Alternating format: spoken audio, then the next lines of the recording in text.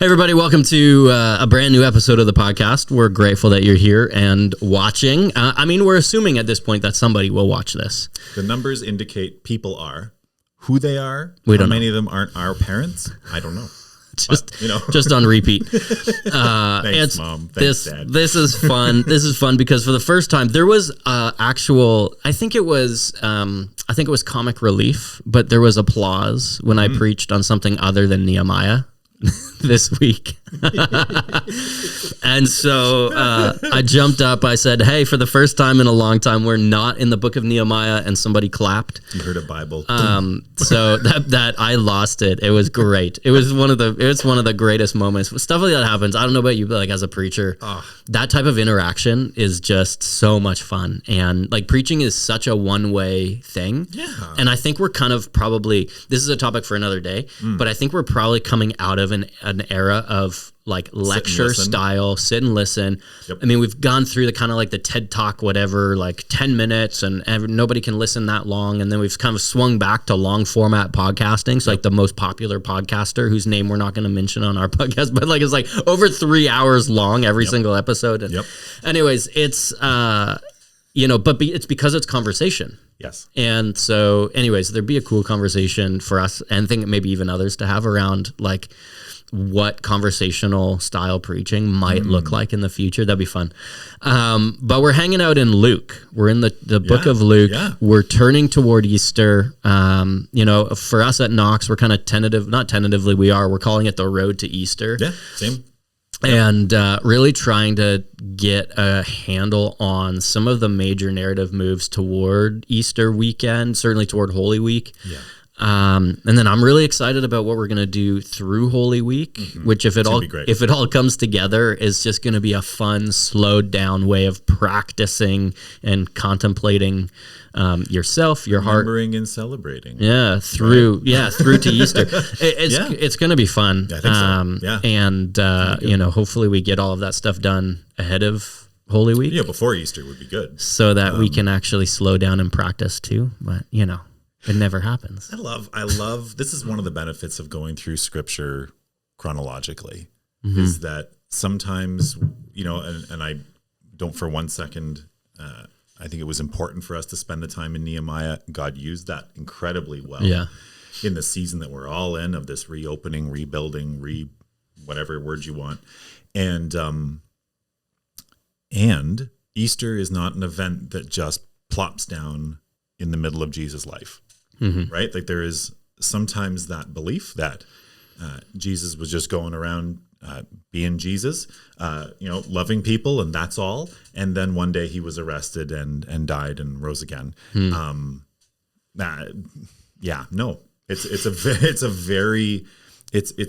God's perfect plan. And that's the beauty of having 4 gospels that walk through it, is that we get different nuance and different emphasis all through, and it's just this beautiful progression of God continuing to reveal himself, right? Like it's the Old Testament is about God revealing himself to the Israelites, and in the person of Jesus we have this entirely new way of being revealed, and that's why it's so important that we take that time to walk there instead of jumping or sprinting. Yeah. It's good. It's good. Absolutely. And I think in the sermon, which, this was a fun week because I got to preach both the family church and to my congregation here at Knox. And, the bulk of the content was the same. Some stuff, obviously when you're live, some stuff comes out that you don't always necessarily anticipate. But also I would say the same thing is true when I record. Yeah. Because it's like, okay, let's treat this live and let's preach it as if it's live. And occasionally I'll like cough and, I'll cut some of those like little funny things out some of the time. Yeah. But if you watched from Family Church, if you watched the recorded version and you're like, hey, in any way, shape or form, this was kind of okay, go and watch the live stuff. And if you sat through the live stuff, you can go and watch the recorded one. Yes. right? Because it's a different style of bringing stuff to light and working through a text, and it's both have just a real good, unique place in the life of a community, and so it was fun to do both this week. It's the fun thing of what you led with about the interaction of teaching and even the difference of the audience you're speaking to. Mm-hmm. And I know myself when I am taking in your message at Family Church, and from the conversations I've had with others, it's clear you're speaking to Family Church, and it's not just a generic. This is a message I pulled out of my bag that says, "Hello, people. My name's Grant, and I want to talk to you about Jesus." Like it's a very intentional thing, and it's felt. So thank you. Good. I appreciate it, and I think it is that piece about what we do that like it has to find its home in. Like an embodied community. And, so that doesn't necessarily mean that everybody's in the same physical space at the same time, but like we are embodied communities, we are local churches, we are like, that's something that we believe in. And there's a very good reason why the strategy behind this partnership, it wasn't to initially like, it's not at this point to say, how can we just become one church? No. And like, it's how can we as local embodied physical presence in communities, churches called by God, gathered and planted in particular communities, cooperate together and share some of the resourcing that would come in a larger community, but not also just simply say, well, let's just become one big pot and call it a gathering point. Yeah. Right. Because we are unique and there's a tremendous benefit in that. But, we want to get at one question, right? So as you were watching, as I was, I can't remember when I texted this to you. I think it was right after I preached. I think so. For Family Church. So earlier in the week. And I said, this is the one question that I think we should jump into for the podcast. So like one question, that's it. Yep. But it was rattling around in your head and heart as you watched the message as well. It's right at the center of this whole idea of how do you, well, I'll let you go. No. You formulated it so well. It's fine. So I guess the main question that was bouncing around in my head as I was preaching is this. So does prayer change the mind of God? Mm-hmm. Yep. Like, what do we do with that as a question? And I kind of, we were talking about this off camera, but I kind of want to answer like, no, but also yes. And then, but also a little sprinkling of maybe, right? Just to, completely cover our bases. So does prayer change the mind of God? No. Yes. But also yes. Yeah. Maybe. There's so much at play in this, and I love it. Right from the get-go, I think it's important for us to realize, and you mentioned this, we've talked about it in a number of ways already. Our life of faith is relationship. God is not a meter that you fill up to a certain point, and then God does what you want. Yeah. And I think that's a very important thing for us to just say flat out to begin. When we're talking about, it's not a reflection of how much you're praying, how many people are praying. I remember in the 90s, there was this big thing about if you had an entire stadium full of people praying to light a tree on fire in the middle, could it happen? Mm-hmm. Right? And think like, what a waste of time, first of all. But like, and I remember the inner school Christian fellowship group I was a part of at my high school. It was a very heated morning one day where there was one of our peers who was adamant that if someone doesn't get healed, it's because you didn't pray hard enough. Right. And I think that can just lead us down this transactional relationship with God, this very video game-esque, right? Like I've leveled up enough. I've got my all requirements in, and then I've hit my achievement, and God will do what I ask. If you hit the cheat code just right. Yeah, that's it. Like, IDKFA. We grew up on Nintendo 64. Like if you hit the cheat code right. And absolutely. I think that's a very important place to start. I've prayed adamantly for people to be healed, and they've been healed. Yep. I've prayed adamantly for people to be healed, and they've died. Yep. And like, so to simply say you must not have prayed hard enough, man, that's like, talk about a toxic church culture and relationship with it. So I think this is a very helpful, I appreciate this is where you start, because it's very helpful to say the starting point has to be, prayer is not a way of getting from God what you want. Right. So Kierkegaard has this quote. He says, the function of prayer is not to influence God, but rather to change the nature of the one who prays. Yes. And that's kind of been our language all the way along. And even through this message, like when I preach through the Lord's Prayer and when I backed us up to the Lord's Prayer, it's to say like, this is the spirit in which we pray. Right. So I a terrible pastor today and forgot all of my Bibles at home. And I actually think one's over in the sanctuary. There's none in this building. One's over in the sanctuary.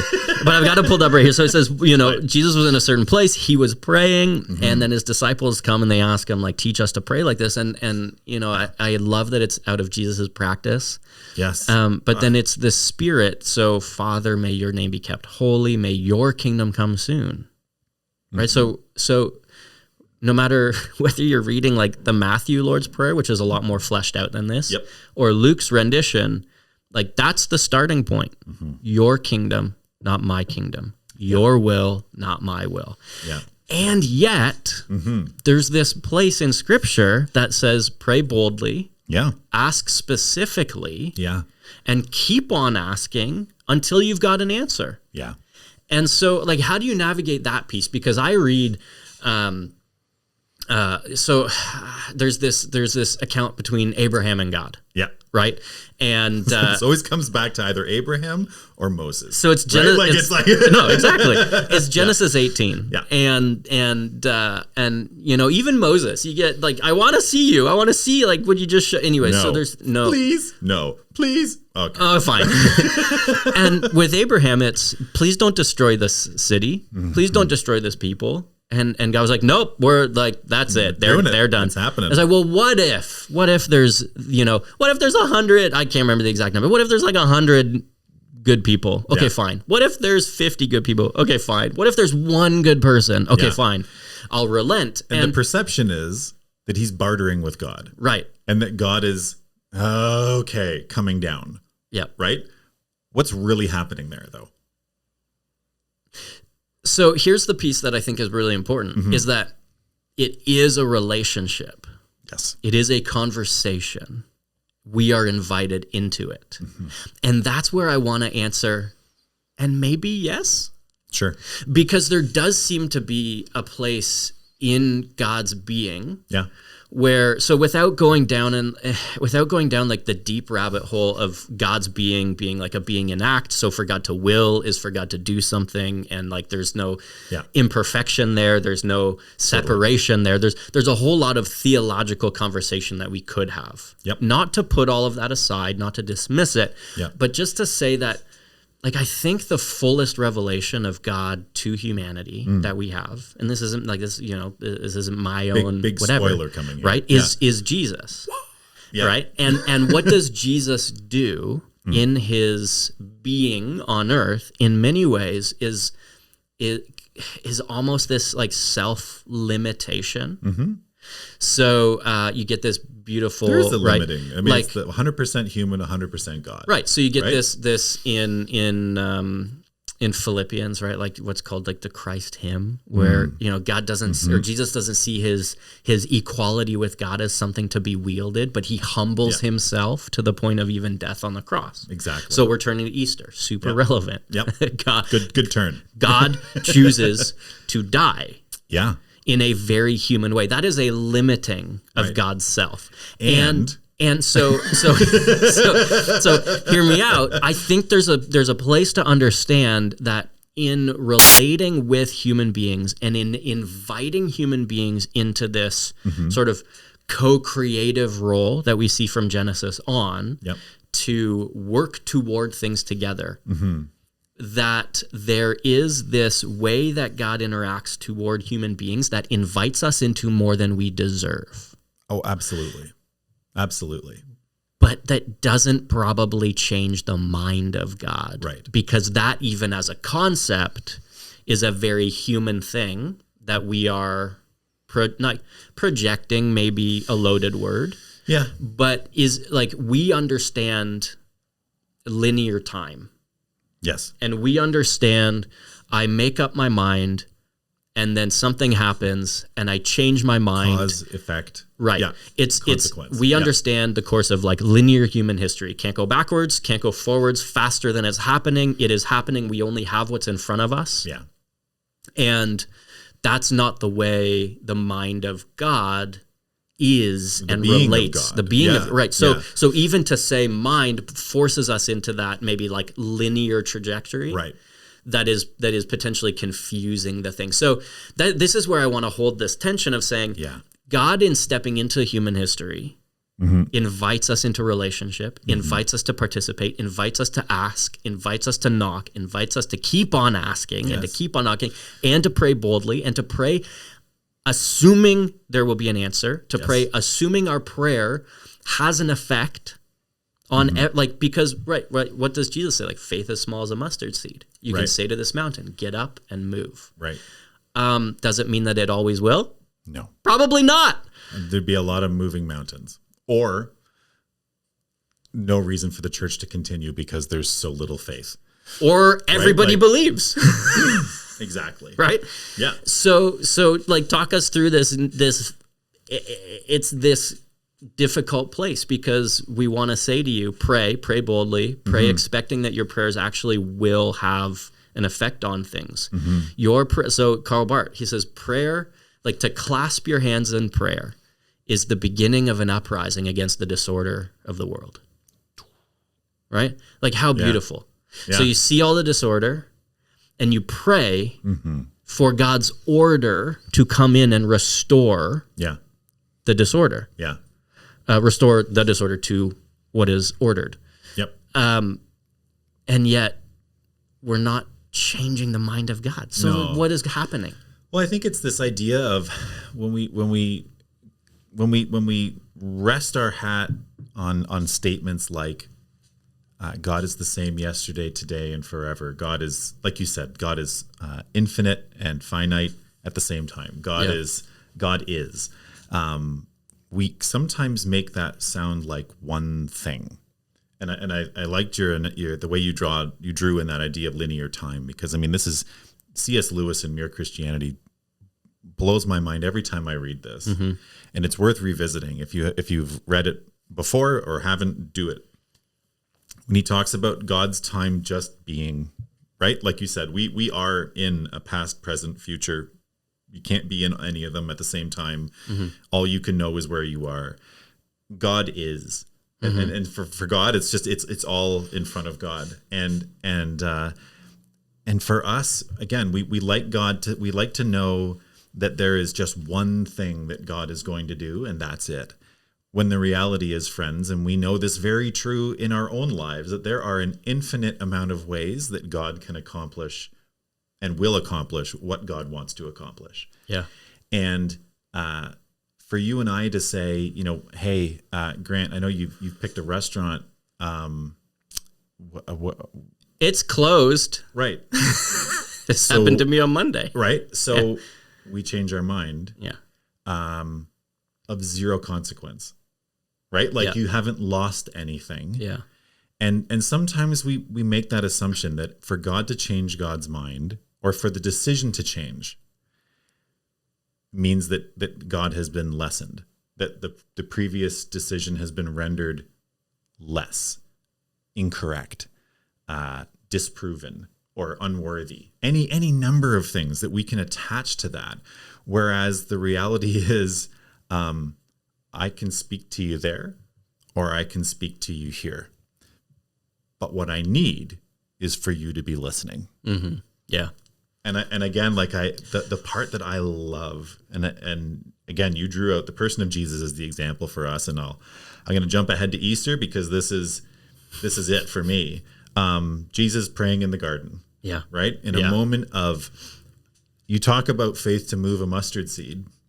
The guy's weeping, sweating blood in his anguish and how much he is in that moment and wrestling and terrified of what he knows is coming. And his prayer is this, and this is I'm just reading from Luke here, 22:42. He said, Father, if you are willing, take this cup of suffering away from me. But do what you want, not what I want. And I think that's the example. Right. Right? Sometimes I think people feel like saying, hey, God, your will be done is a cop-out. Yeah. Yeah. It's never a cop-out, friends. Pour your heart. Like Jesus, never has somebody been so certain about what they did not want. Right? Yeah. We have ideas of what will be. Jesus knew in the most intimate amount of detail what each nail would feel like, what each jeer would feel like, what it would feel like to have your friends take off and deny you. Yeah. And he still says, and if it's not your will, okay. Yeah. And I think that's an important point. So we do often, and I said this on Sunday here, but we do often, I think, or can often fall into the trap of praying your will be done as a safety net. That's right. Because they're probably not going to get better. It's probably not. And so then I can say it was God's will right? And that's, we use it to avoid praying specific, bold, dangerous prayers. And what Jesus does in that prayer is he prays very specifically. He's essentially saying, like, I don't want this to happen, knowing full well, not one piece of me, right? And yet your will be done. And I think that's like, it's like you want to pray boldly as though your prayers can change and will change everything. Mm-hmm. And you want to trust that God's will is perfect. Yeah. And that, I mean, is maybe another conversation, right? Because learning to trust in the will and sovereignty of God, I mean, that's a difficult thing to learn, especially in difficult seasons of life. But hand in hand with this, right? Because and this is the no part, right? So we've teased around the yes and the maybe, and the no part is that really. What Jesus is praying here is, I want to just be aligned with you, and this is into the maybe and the yes, right? And that it all touches together. Is so if there's a different way you can do this, Lord, I will go with that. Yeah, entertain that. Feel free. Brainstorm. Yeah, let's get the whiteboard out. Can we do this without the cross? Think about it without this. Yeah. But it's that infinite number of possibilities that God can accomplish God's ends. Mm-hmm. And what we need to be asking for is bring me in step with you. Yep. Right? Which is really where all of those passages about pray what is on your heart and you will get it. Right? Like if it's in line with what God's heart is. Yeah. Right? Yeah. Alignment is good language for it, because it is like prayer does draw you into alignment with God. Mm-hmm. And I think, one of the things that the Lord's Prayer teaches us is how to allow ourselves to be drawn into that alignment, because it's not simply, one of the areas where this is really challenging is for somebody who only thinks of prayer as making requests of God. Sure. Right? So if prayer is only making requests of God and you can't change the mind of God, well, then what's the point? Sure. Why would you even pray? I would pack it in. And so this is why the Lord's Prayer matters so deeply to the Christian tradition and the way of Jesus, because it reminds us that prayer is so much more than simply making requests. And so, again, this is Jesus's like regular practice. It is a spirit of desire, wanting to be drawn into alignment, wanting to see the will of God done, wanting to see God's kingdom come. And prayer is the mechanism that that God is going to largely use to unfold that in your life and to allow you to see how he's unfolding it in the world. And so it's going to, the more you lean into prayer, the more you're going to be drawn into alignment, not necessarily because everything is changing, but because you're giving, it's almost like you're giving yourself and God an opportunity to unfold all of it, to see it unfold. Right. And I mean, that's where prayer as conversation just becomes so integral. Good. And this is the beauty of, like, our words matter. And I love, like, we can go, so if all prayer is reciting what someone else has said and you're not thinking about your words, I'd really challenge you to think about the words you're saying. And I love that challenge that you gave when you were talking about the Lord's Prayer, saying, if you've got nothing else to pray, pray this. Right. And think about what you're praying. And if you've got something on your heart, think about what you're praying. And God hears that. Yeah. So to land it in like 40 seconds or less. Stick it. Pray often, keep praying. And with this.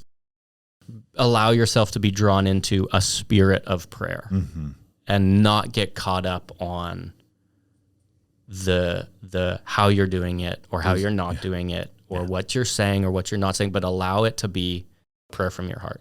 And we hope that encourages you today to go and pray. Just do it. Just start somewhere. Start today. We're praying for you.